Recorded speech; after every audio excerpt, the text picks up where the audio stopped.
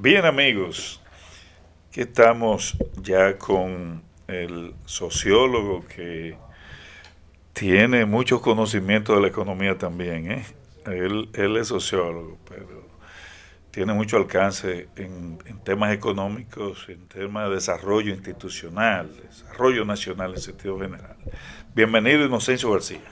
Bueno, buenos días, Alberto. Gracias de nuevo por la invitación. Inocencio,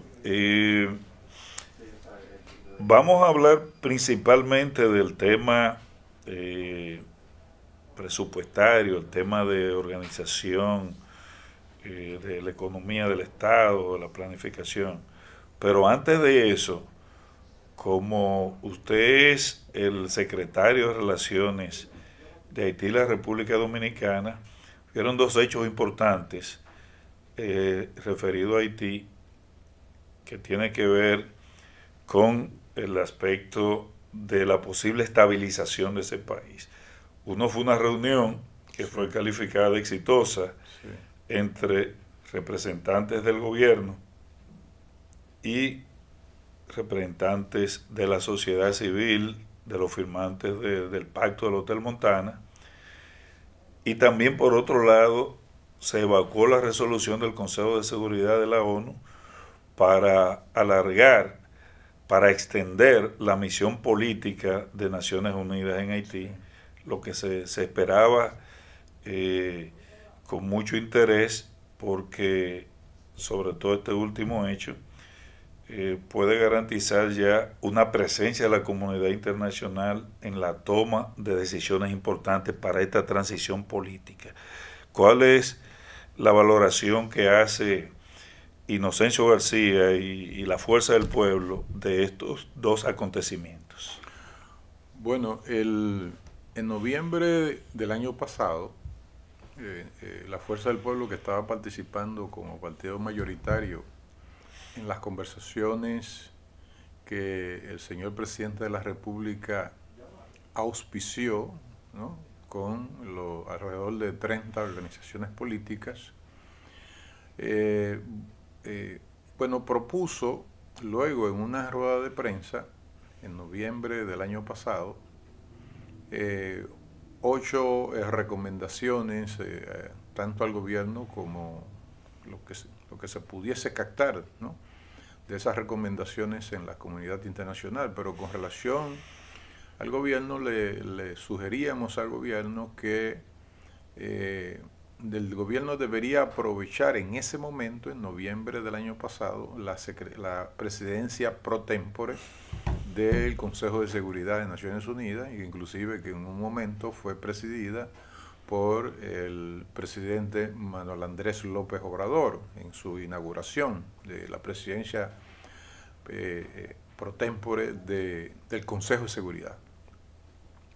Y lo dijimos para que efectivamente, a partir de acciones diplomáticas de nuestras, de la República Dominicana, es decir, ante nuestra representación de República Dominicana ante Naciones Unidas, pudiese encaminar pasos precisamente para que la agenda de Haití entrara al Consejo de Seguridad. Bueno, pues con nosotros entendemos, no sé si el gobierno no creemos que dio los pasos condignos para esas diligencias diplomáticas, pero el hecho es que eso que usted señala, Alberto, el anuncio de una extensión de la VINUD, que es la Oficina de Coordinación de Naciones Unidas en Haití, por sus siglas en francés, pueda extenderse. Y está relacionada esa extensión con la grave tarea, la delicada tarea del desarme de las pandillas. Usted debe saber que eso no se hace de la noche a la mañana.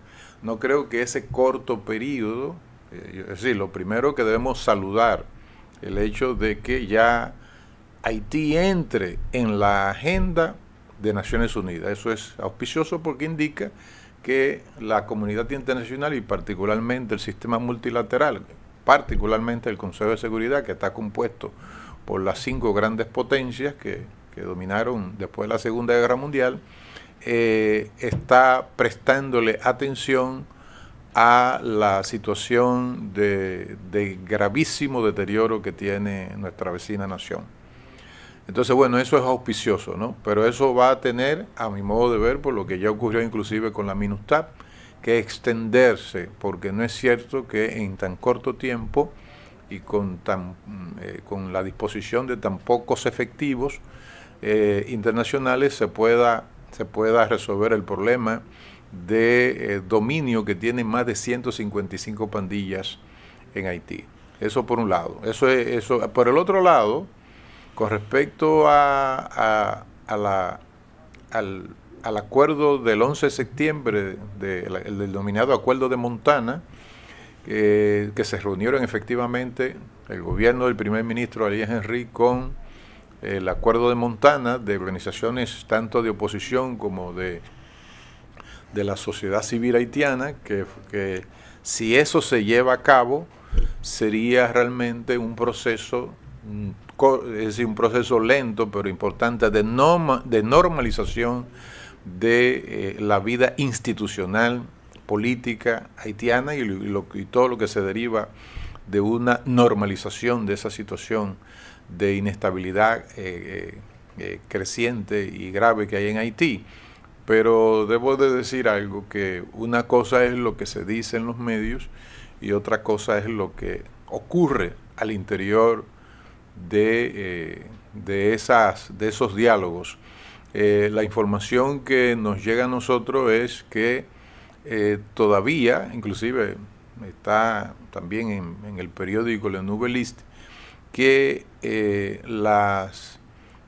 todavía no se llegan a acuerdos concretos. Esas conversaciones que auspició el primer ministro Ariel Henry no llegan a negociaciones y resoluciones concretas con relación a los acuerdos de Montana del 11 de septiembre del año pasado. Sí, pero por lo menos ya hay un acercamiento favorable de entrada. Ya por lo menos ese es un camino favorable de entrada, y nosotros desde República Dominicana, y particularmente como lo hemos hecho de la Fuerza del Pueblo, auspiciamos en que eso, tenemos la esperanza en que eso se profundice y que Haití pueda entrar en ese proceso de normalización que le conviene a la familia haitiana, porque ya van desde el 8 de julio, del 8 al 12 de julio, según la ONU, ya van 234 muertos y más de 70 heridos en el barrio de Cité Soleil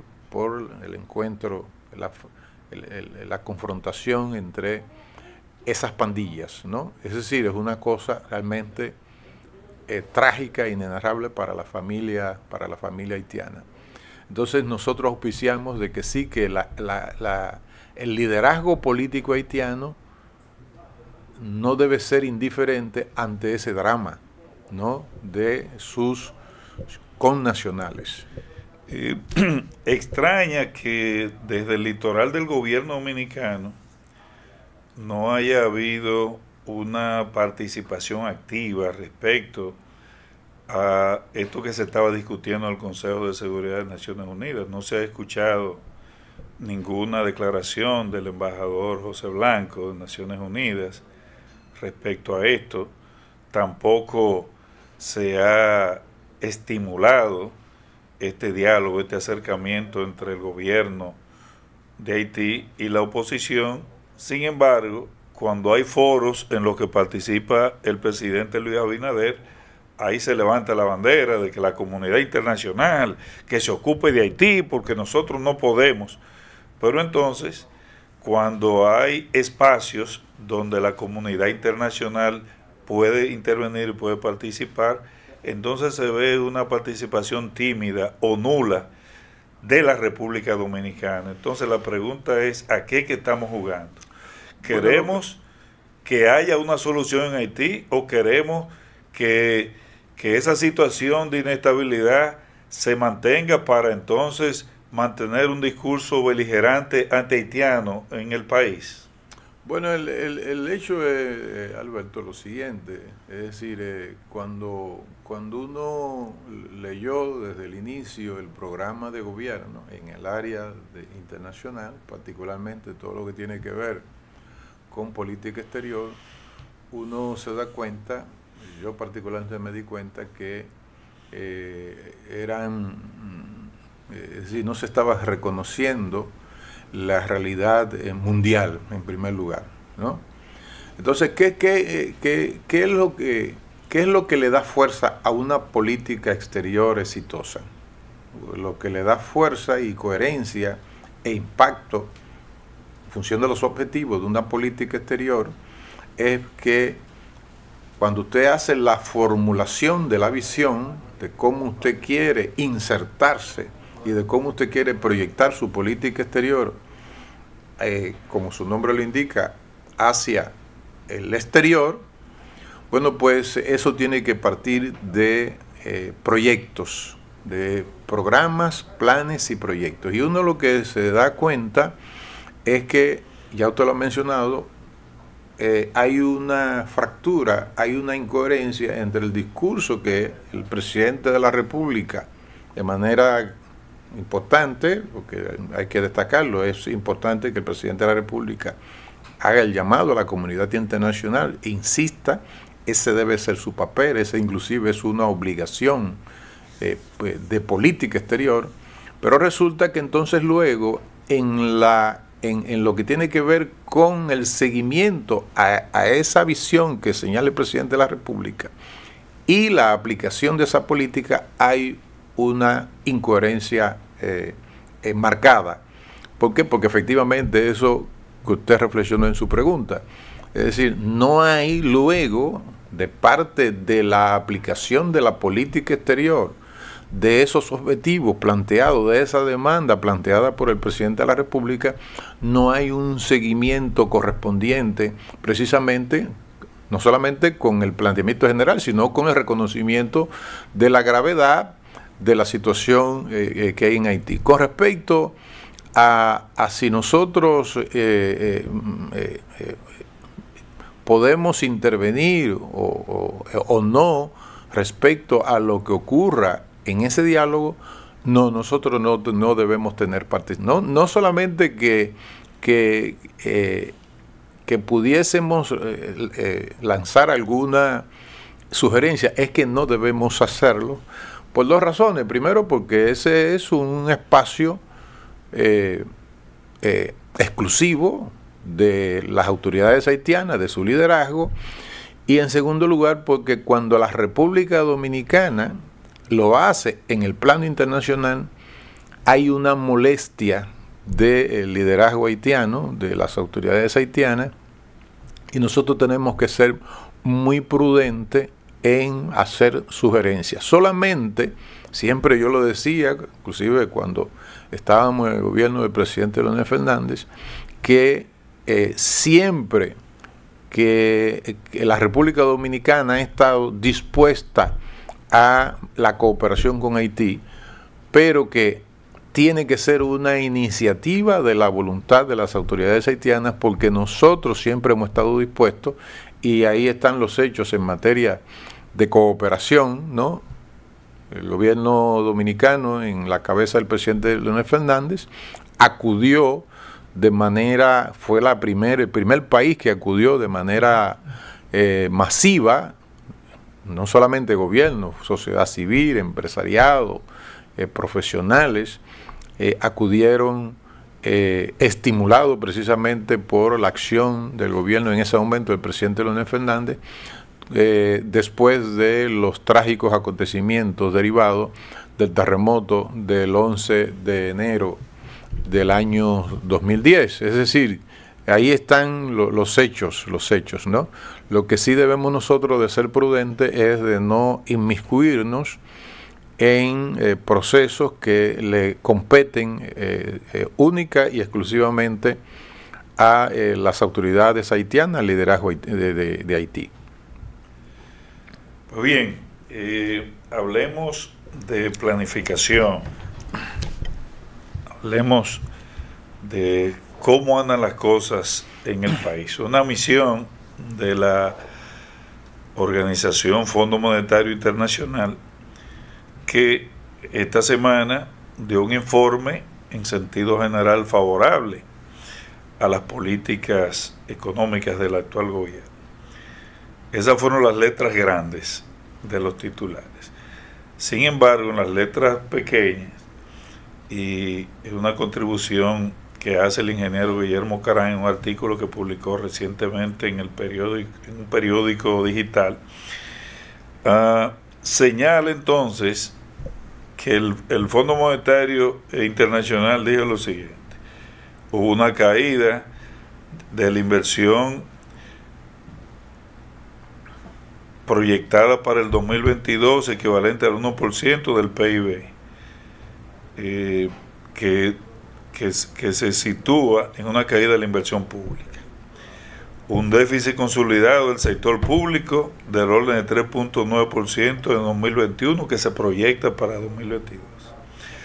Una tendencia a aumentar el gasto financiero por haberse incrementado la deuda pública. En términos absolutos, una tendencia al aumento del déficit en la cuenta corriente de la balanza de pagos, hasta mantenerse en el orden de 3% del PIB. La consecuencia de este déficit sobre los precios reflejada en niveles de inflación de alrededor del 8%. Entonces, las letras pequeñas probablemente dicen más que las letras grandes. Claro. En ese sentido, entonces, ya el gobierno comenzó a hacer reuniones de su gabinete para proyectar el presupuesto de 2023. ¿Cuáles serían las señales que tiene que dar el gobierno para que el país entienda que estos señalamientos que hace el Fondo Monetario Internacional y que son una realidad de la economía, el gobierno va a ajustarse a la medida de las circunstancias? Y que ya el presidente comenzó a reconocer que estamos en una economía de guerra después de mucho tiempo, aunque más lo ha dicho en los foros internacionales que aquí, pero ya lo ha dicho. ¿Cuáles serían las claves del presupuesto 2023 para uno ver que las cosas vienen por el camino correcto? Mire, tal como lo acaba de señalar, una cosa son los titulares grandes, ¿no? Y otras cosas son los detalles, ¿no? Las letras pequeñas que usted le llamó. Bueno, ahí están los indicadores que señala ese artículo del ingeniero y ex gobernador del Banco Central, Guillermo Carán. Si tenemos ya más de 14.000 millones de dólares en 2 años de endeudamiento, si, como acabo de leer hace poco, hay en carpeta una aprobación en el Congreso Nacional de 1.000 millones de dólares adicionales, ¿no? Entonces, bueno, nosotros estamos hablando de que un presupuesto del 2023, con todos esos indicadores en materia del tamaño de la inversión pública, del déficit de la balanza de pagos, ¿no? La balanza comercial de la República Dominicana, la incapacidad el monto que hay que destinar como pago de capital y amortizaciones de esa voluminosa deuda que ha contraído el gobierno en tan corto tiempo.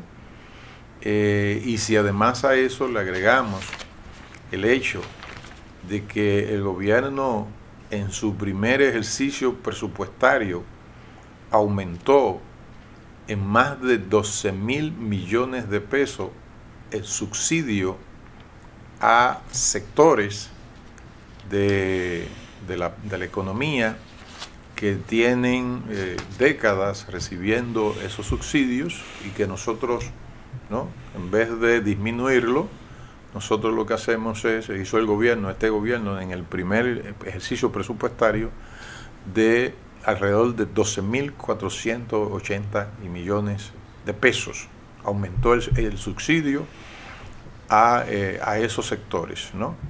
Entonces lo que ya el Banco Mundial ha indicado, inclusive en el gobierno anterior del presidente Danilo Medina, el Banco Mundial, la sede del Banco Mundial en República Dominicana, es que efectivamente los subsidios tendrían que revisarse de manera consolidada hacia la baja o a su desaparición.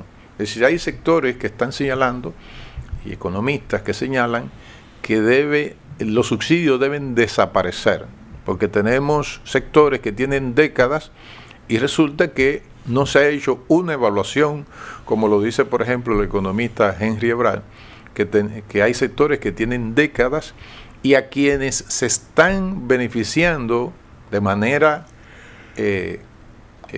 contradictoria es a los quintiles cuarto y quinto, es decir, nosotros con esos subsidios estamos beneficiando a sectores del alto empresariado.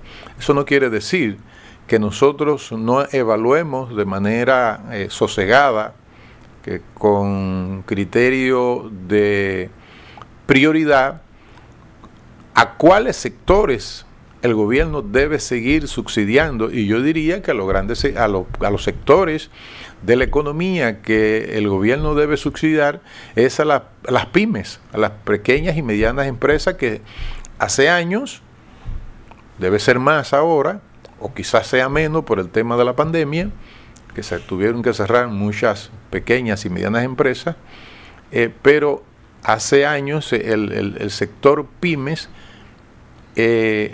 aportaba el 27% del empleo formal en la República Dominicana, más del 27%. Eso en otras estadísticas lo lleva a un mayor porcentaje de aporte de las pymes. Entonces, ¿a quién es que hay que subsidiar? Hay que subsidiar precisamente a las pymes, pero también hay que subsidiar al sector agropecuario nacional. Y el gobierno, en el marco de este ejercicio presupuestario, que va a ser un ejercicio presupuestario donde el déficit presupuestario va a aumentar, porque resulta que este gobierno se ha dedicado a aumentar el gasto corriente, ¿no? Tal como lo señala el ingeniero Guillermo Carán, ex gobernador del Banco Central. Entonces vamos a tener, pero en medio de esta crisis, disminuyendo la inversión de capital. Bueno, pero es que la inversión de capital anda, como lo señala ahí, hay otras evaluaciones, andan por menos de un 5% de inversión de capital. Es decir, el gobierno, lo dijo el presidente Leonel Fernández, dice que hay una crisis de gerencia, porque resulta que en la misma Dirección General de Presupuesto, en el mismo Ministerio de Hacienda, se señaló que había más de 70.000 obras, más de 70 obras paradas en la República Dominicana. Entonces lo que quiere decir que este es un gobierno que en materia de planificación, no hay una relación entre planificación, presupuesto y ejecución, lo que indica que este es un gobierno, dada esa situación de crisis de gerencia, no importa que se reúna el Consejo de Ministros, eso no importa. Lo importante es que al parecer, y lo que está demostrando la realidad, este gobierno no actúa en función de un POA por ministerio, es decir, los planes operativos anuales. Entonces, ¿a qué nos vamos a enfrentar? Tasa cero a 67 productos de la canasta de productos, 67 productos agropecuarios, que lo que estamos haciendo es subsidiando a productores internacionales, productores extranjeros, y los efectos, las consecuencias de esos probables 6 meses, que uno nunca sabe si realmente van a ser 6 meses, usted sabe que todo siempre se prolonga, va a tener un impacto en la soberanía y seguridad alimentaria en la República Dominicana. Porque ¿qué es lo que está haciendo ahora el presidente López Obrador? Acabo yo de ver anoche rescatando lo que destruyó los 36 años de modelo neoliberal. Ese sí está en lo suyo. Bueno, porque es que tú no puedes tener...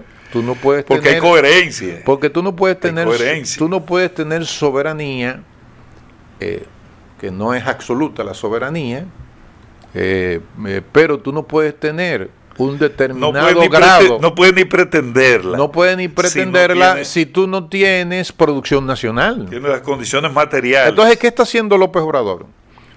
Acabo de ver en YouTube López Obrador con los ingenieros técnicos rescatando una industria de la urea.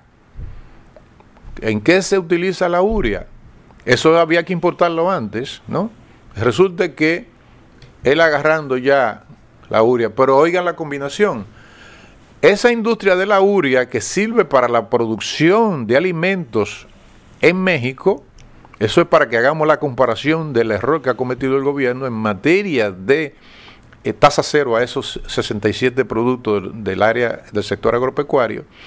Resulta que la urea requiere de la industria petrolífera, porque se necesitan utilizar derivados del petróleo para producir la urea. Entonces ya México ya no va a importar ni petróleo ni diésel precisamente con la refinería de Dos Bocas. Entonces, ¿qué significa eso? Significa que la República Dominicana para el año próximo, en general, ya la FED de Estados Unidos, la Reserva Federal de Estados Unidos, está ya indicando que va a haber una recesión en Estados Unidos. ¿Ustedes se imaginan una recesión en Estados Unidos cuando esta es una economía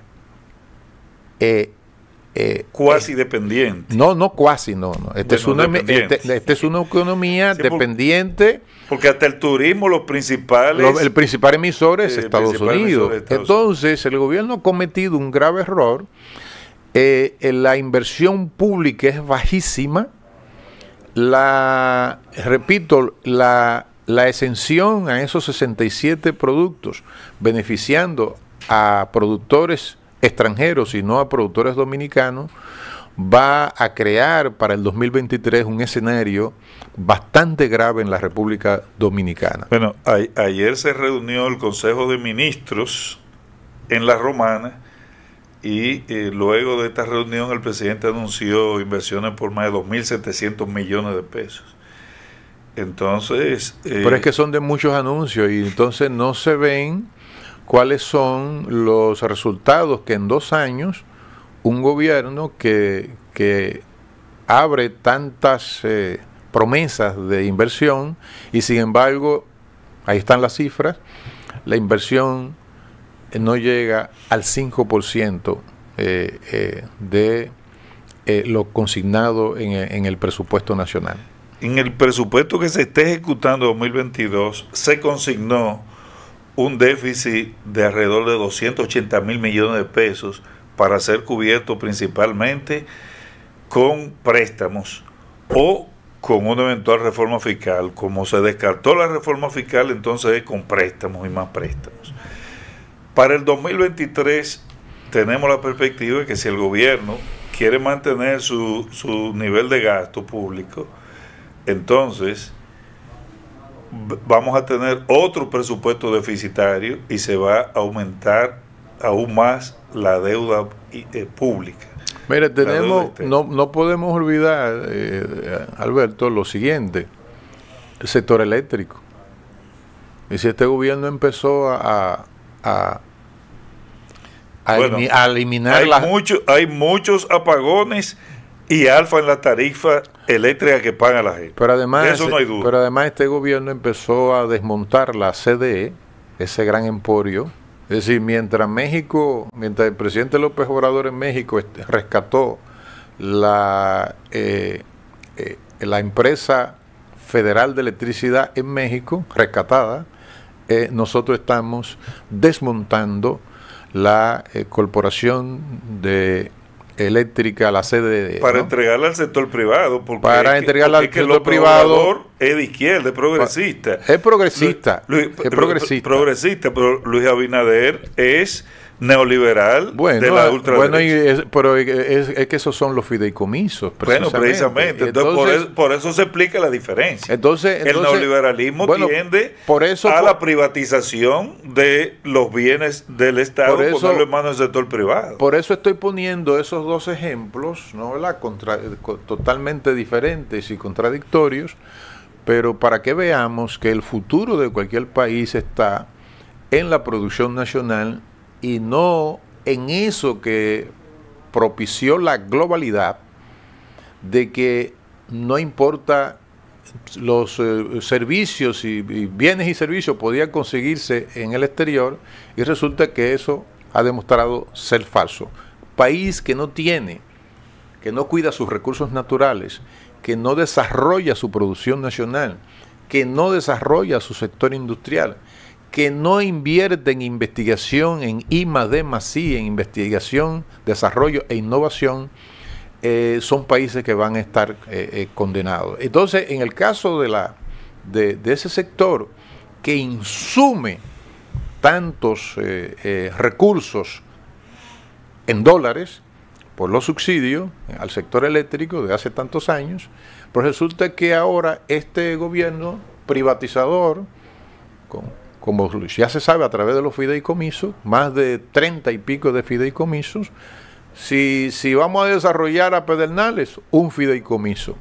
Si vamos a desarrollar a Punta Catalina, otro fideicomiso. Bueno, pero hasta en la policía hay un fideicomiso. Y hasta en la policía hay un fideicomiso, pero no solamente eso. ¿Usted sabe lo que significa estar importando pan sobao? Pues una cosa que solamente en un gobierno que no sepa qué tiene entre manos, se puede producir una situación de esa naturaleza. Pero decir esto, porque yo creo que es muy grave, el gobierno empezó a desmontar a la corporación de eléctricas, de corporación de empresas eléctricas estatales, la CDE, sin una ley. Resulta que tú no puedes desmontar. Ahora es que están. Ahora es que empieza, pero ya empieza, ya la CDE desde el inicio estaba siendo desmontada por el actual gobierno a través del Ministerio de Energía y Minas. Es una cosa y el ministro de la Presidencia, el señor Macarrulla, el comandado, el gabinete eléctrico encargado también de los fideicomisos. Sí, y encargado también de ese proceso de extinción de empresas públicas. Así es decir, nosotros estamos actuando, yo lo dije en una ocasión, lo voy a decir ahora, nosotros estamos actuando, este gobierno, no nosotros, este gobierno está actuando a contracorriente histórica. ¿Qué significa actuar a contracorriente histórica? Que mientras países de la región, y no solamente países de la región, Francia acaba de estatizar lo que quedaba de la empresa eléctrica en Francia. Ahí no hay escándalo, ¿no? Ahí no se habla de estatización, ni se acusa al presidente Macron de que lo está haciendo mal. Y Macron no es de izquierda. Macron viene del sector bancario, ¿no? El presidente Macron de Francia. Y sin embargo, ¿por qué está actuando a contracorriente este gobierno? A contracorriente histórica, con respecto al modelo neoliberal. Mientras el modelo neoliberal ya ha fracasado, resulta que este gobierno del presidente Luis Abinader del PRM, lo que está haciendo es, que el daño va a ser mucho mayor para la República Dominicana, profundizando ese proceso. Un neoliberalismo radical, se puede decir. Totalmente radical, porque los fideicomisos son eso precisamente. Es decir, para cada cosa un fideicomiso, hasta para la Policía Nacional. Entonces, estamos hablando, Alberto, de una situación realmente grave, grave. No lo estoy diciendo porque sea de oposición, porque sea de la dirección central de la Fuerza del Pueblo. No estoy haciendo política electoral. No. Es que estamos ante un cuadro. Este gobierno, a pesar de que el presidente Abinader haya señalado de que estamos en una economía de guerra, este gobierno sigue todavía en una burbuja, como lo dijo el expresidente Leonel Fernández, ¿no? ¿Por qué? Porque no ha reconocido desde el inicio la gravedad. Porque esta crisis Rusia-Ucrania, Occidente, es la que ha hecho eclosionar la crisis económica mundial. No, viene de la crisis financiera de 2008. Se profundiza con la pandemia, con la ruptura de las cadenas de valor y la ruptura de la cadena de comercialización, que ha impactado a nivel global, inclusive en Estados Unidos, empezando por Estados Unidos y por la Unión Europea, es decir, por los países desarrollados. Entonces resulta que este gobierno cuando asume, no reconoce que está ante la presencia de una tormenta perfecta en términos de la economía mundial, que lo que ha hecho la crisis Rusia, Ucrania, Occidente es agravarla, hacerla más grave. Y repito, ¿no? Como estamos terminando, yo quisiera decir que vamos a tener en el 2023 más problemas de carácter alimentario, vamos a tener más problemas de carácter de inseguridad, precisamente porque ya hay una franja importante del pueblo dominicano que está pasando hambre, ¿no? Ya usted no ve los supermercados llenos como usted lo veía antes, precisamente porque la clase media está priorizando recursos, porque todo está caro, todo se ha triplicado en materia de precio. Entonces, si el gobierno sigue con este proceso de endeudamiento y no se ajusta el cinturón, bueno, pues mire, pudiésemos tener situaciones sociales, ojalá no políticas, pero sí situaciones sociales las vamos a tener, profundizadas, si este gobierno, con las medidas que ha adoptado, las medidas incoherentes que ha adoptado en materia de producción nacional, fundamentalmente en términos de producción nacional, más baja en la inversión pública, más déficit de presupuestario, más déficit fiscal, más de 14.000 millones de endeudamiento externo, y repito, leí que hay en carpeta 1.000 millones de dólares para aprobación adicionales, lo que nosotros estaríamos en una situación pudiésemos tener una situación de dos cosas: o incapacidad total de pago de intereses y capital, o que nosotros sigamos endeudándonos a un nivel en que definitivamente va a ser insostenible. Bueno, pues muchas gracias, licenciado Inocencio García, dirigente de la Fuerza del Pueblo, sociólogo, gran conocedor de estos temas. Ustedes, amigos televidentes, mañana continuamos con ustedes.